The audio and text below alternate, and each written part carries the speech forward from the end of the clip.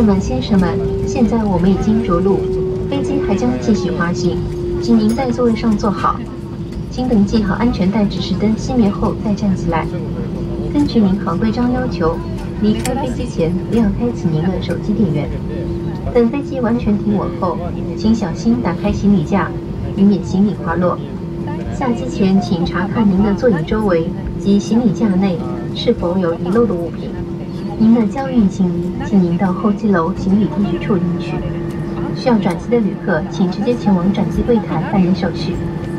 各位旅客，感谢您在旅途中给予我们的大力协助，欢迎您再次乘坐证券航班，祝您身体健康，下次旅行再见，谢谢。Ladies and gentlemen, we have just landed. For your safety, please remain seated until the fasten seatbelt sign is turned off.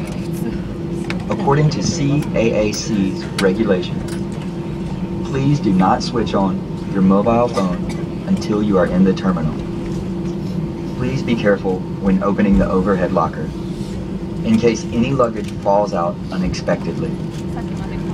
Make sure you remove any personal belongings from your seat pocket and the overhead bins before you disembark. Transit passengers, please proceed to the transfer counters to arrange your connecting flight. Ladies and gentlemen, thanks for flying with Spring Airlines, and we look forward to seeing you on board again very soon. Thank you and goodbye.